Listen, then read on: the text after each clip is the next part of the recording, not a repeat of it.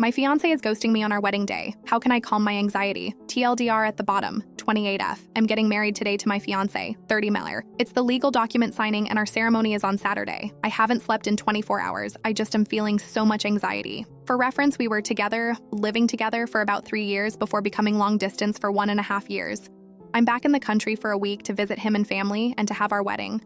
For the last month, he's been ghosting me for sometimes even weeks at a time. I know it's because he's going through a mental health crisis, but no matter how much I tell him his actions are causing me pain and straining our communication, he can't change. When he goes through rough times, he absolutely shuts down for everyone, especially me. It hurts so much every time knowing that even the person he says is his best friend and future wife, he doesn't trust or respect enough to share or ease his pain.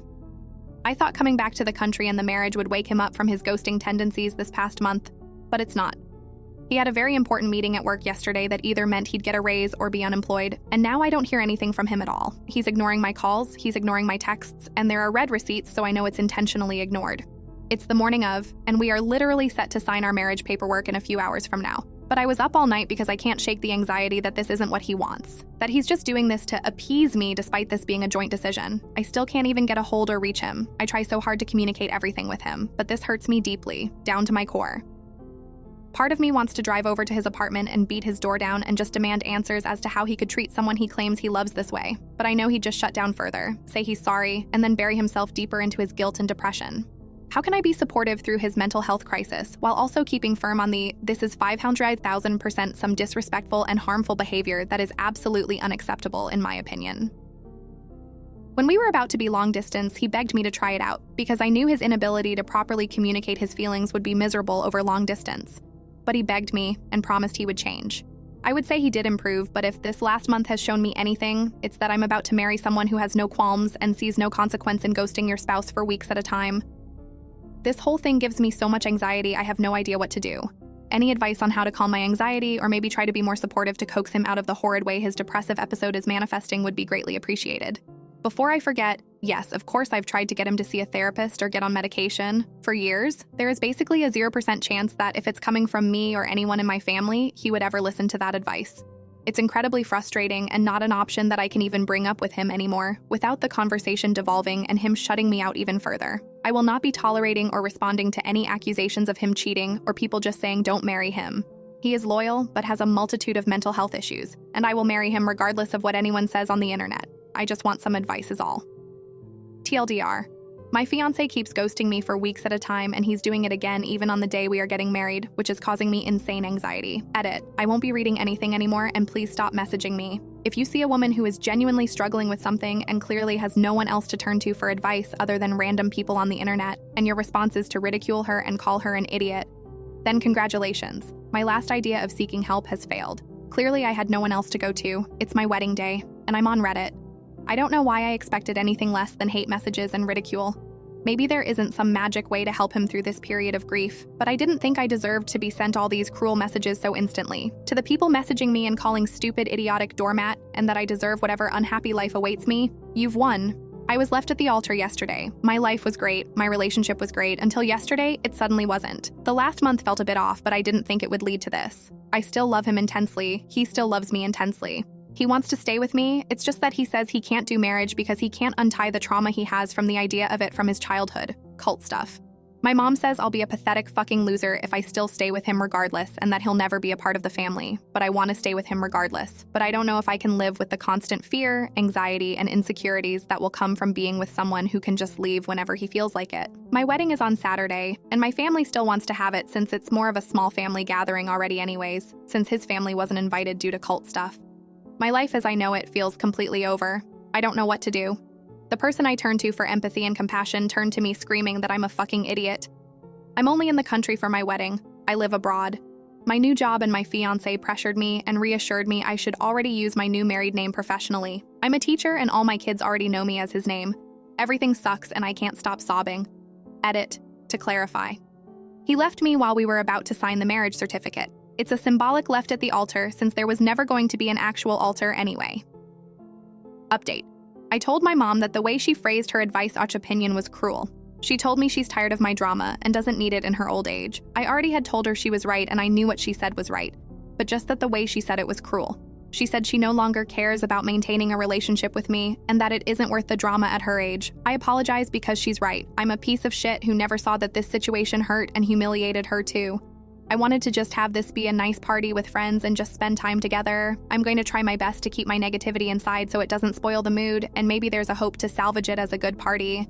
But I think once I return abroad that this will be the last time my mom will ever speak to me again. I don't know how I could repay her for all she spent on this wedding, but hopefully removing myself from her life will maybe make her life more peaceful and less stressful, even if it destroys me. As for him, thank you all so much for your kindness, advice, and perspectives. It truly makes me feel better to read the comments even if they hurt, and I deserve it. We will be talking about it tomorrow in person, and I've scheduled an emergency therapy appointment for myself for tomorrow morning. I've never done therapy before, and I'm scared, but I know it's what I need. I'm so angry at him for ruining my entire life that I don't know if the love I have can salvage this. Update. I was left at the altar yesterday. For a brief recap, I was going to the officiant to sign my marriage license with my fiancé, who I'd been with for 4 years. He chickened out and said he couldn't marry me and ruptured my image of us. TLDR at bottom, onto the update. Since I was so brutally humiliated, it really made me think back on all the not great parts of us. He was always very gaslighty whenever I'd claim his actions reflected the opposite of his words. I respect you, I care for you. So I ended up talking to him.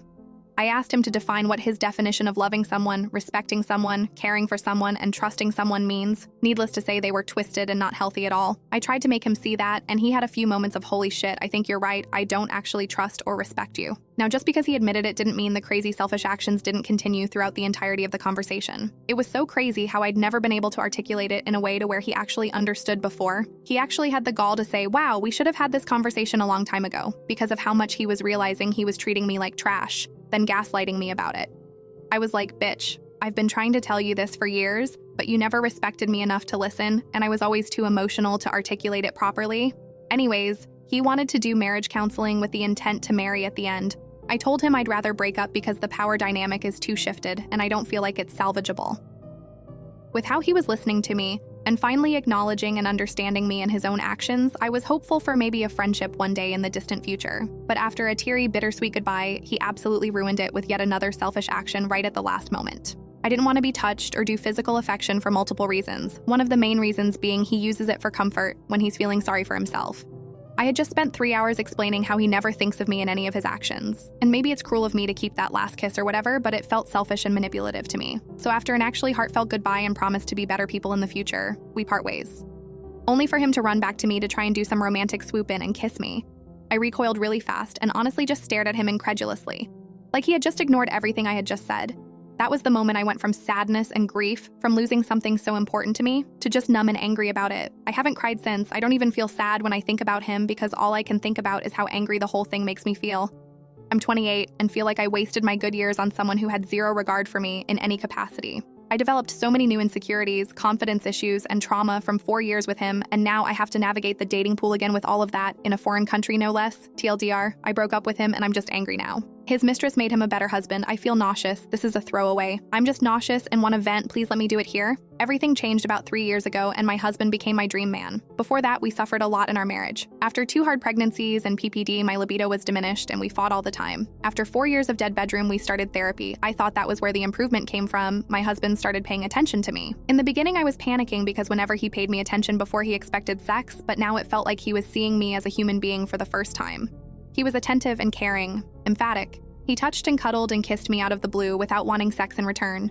He started helping around the house, bringing me flowers, take out dinners when I work late, planning date nights. Anniversaries, birthdays, and holidays are planned perfectly, and I started getting the most beautiful and thoughtful gifts. When we fought, he would come the next day and admitted his wrongs, and very accurately, if he was the one in the wrong, something he never did before. He would apologize too when back in the days him apologizing would be a blow to his ego. He said he was happy all the time and lucky to have us as his family. Everything was better. And I even got my libido back, if not as high as I hoped. I found their conversation about 5 days ago, and I have probably spent over 50 hours reading them. 3 years worth of conversation. He would tell her his woes, and she would listen. 99 out of 100 times she sided with me. She taught him about intimacy and how important it is in marriages. The tragically funny part is that he never got angry or offended by her telling him off, calling him silly, stubborn, or at times man-baby. Her honesty was brutal, and yet he agreed with her. She was the one suggesting all the changes, and he would ask her for advice about gifts, traveling, and all the beautiful things he did for our family. He thanks her all the time for helping him turn his miserable home life around, making it tolerable. With all these texts, there were the texts between them that are about them like nobody else existed around them. The flirting, sex talk, and pictures. The longing to see each other. He says she is the love of his life every day, and that he wishes their circumstances were different. She says the same. They both agree that divorce would ruin their families and that they couldn't be that selfish. How admirable. I feel nauseous. My happiness for the past 3 years was fake. I don't know what to do. I want to hurt them. I want to expose them, and I want to ruin whatever they think is perfect happiness. Hi, I'm getting chat requests about my comments not being visible. Is this normal? I'm trying to answer you guys. Sorry, hi, again. Since I can't comment and I can't answer all the chats, I will answer here. I am 35. My husband is 39. We have 2 children, 9 and 7. She is 40, and she has 1 child, 14. She is in a dead bedroom with her husband too, and for 14 years. The affair is physical too, yes, but they meet maybe once every month or every other month. She tells my husband that what they feel is probably limerence, but that they don't know it yet because they meet so little. She lives in another city. Update.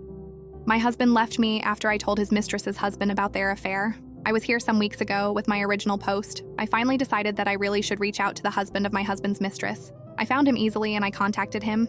He didn't believe me at first and was rude about it and told me to go myself. I hesitated to contact him again, to be honest, but after a few days, I realized that I would too not believe a stranger just popping in my DMs accusing my SO of cheating, so I recorded my husband's phone with my phone, especially the messages where she sent explicit photos and stuff. I also went to the contact to show the number.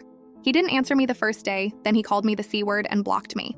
I thought, well then, I have done my part, and it's on him if he believed me or not. Then after a week, my husband came home angry and he yelled at me for exposing them. He asked me why I didn't confront him instead. My problem was with him. I have never seen him yell like this. Then he packed a bag and left for about a week. I think he's traveled to her. When he got home, he said that it was over. He said that he has been trying to make me happy for years and he's done everything a good husband would do, but still, nothing was good enough for me. I've made him miserable for years, and instead of taking it out on him, I chose to hurt a woman and her child. He moved to his parents' house, and now he's renting an apartment. I have heard that he travels the weeks he doesn't have the children to be with her, and that she's moving here soon when she gets full custody of her child. I have not been feeling well at all. He has never spoken to me directly since he left, and I haven't seen him. He adamantly refuses to talk to me, like I never existed in his life. I don't know what I have done to deserve this treatment. I hate that they won. I want full custody of my children after he went and beat up his mistress's husband within an inch of his life and ended up in jail. This morning I got a call from my mother-in-law that my husband has been in jail for the past couple of days and only got out this morning, but the charges weren't dropped. Apparently his mistress and her husband had another altercation last weekend, and she ended up hurt again. Now I want full custody of my children. He is out, but charges are not dropped, so it will probably lead to some punishment. I don't know if family court would count this in case I want full custody and supervised visits. My mother-in-law was hostile when I told her this, and she's one of the people who have supported me, so I am expecting some pushback. I don't care. New update. He celebrated Mother's Day with his mistress and her son. Thank you so much for staying in touch, and I am so sorry that I cannot answer your DMs. I haven't been active on Reddit, and I have received tens of DMs every day since my posts. I have been trying to adjust to life as a single mother. It is hard, and especially the weeks I don't have my children. Unfortunately, I could not convince court to give me sole custody even with my husband's pending legal issues due to him not having any priors. He, however, succeeded to limit my family's access, citing parental alienation. I am not allowed my children around my family without supervision, MIL. All of these actions are temporary, however, until we get a court date. He is refusing to meet or talk to me for any reason besides texting about the children. He is not in jail, for those who are asking. He has no priors, so he is out. He will probably not be getting any jail time either, but rather parole. Anyway, his mistress has secretly recorded some of the abuse she was getting from her husband, and she has sole custody of their child now. She has moved to our city, and she and her child are living with my ML. Yes, Mill, and from what I have gathered, she lives with my husband on the days I have the children. Today, I was out with my children and my friend and her children to have Mother's Day brunch. I was the happiest I've been for months because I got a bouquet of flowers and chocolate that is signed from my children, world's best mom, and I knew that it was from my husband.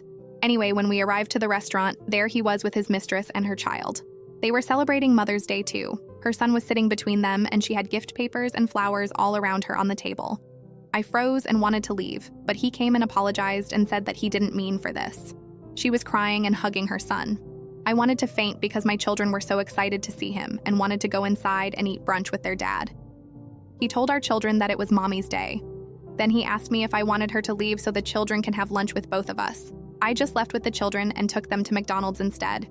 He sent me a long text saying how sorry he was and how he wished that he loved me as much as I deserved and that he wished me to find love soon. He doesn't regret our marriage and hope I don't either, because we got our beautiful children out of it that we need to raise and to not punish them because of what he did. Please let us not let our resentment of each other to spill out on our children. Let us promise to keep them happy and loved. Let us not use them as pawns. I asked him what I lacked that she has, a question that have been living rent-free inside my head. He said to stop this. This is futile. I insisted and I called him and he answered for the first time in months. I told him I wanted to know. No matter how harsh the truth was, I can't live without knowing. He said nothing. I lacked nothing, and she is not better in any way. He just loves her and loves himself when he is with her. He feels real and genuine happiness with her that he never felt in his entire life. I hang up and he texted, I am sorry. This is the truth you asked for. You are not less than. You lack nothing. Please let us give our children the good life they deserve. Don't hurt them to hurt me. I don't know what I have done in my previous life to deserve this, the way he was with her. He never looked at me that way, not even when we first met. I don't know how to stop thinking about them. It is in my brain all day. I want full custody of my children, and I will fight for it as much as I can. She will never be their stepmother. Her custody is not finalized either, and hopefully she will have to move back to her city so her husband can have visitation rights and she is out of my life. If my husband wants to move to be with her, my children stay with me.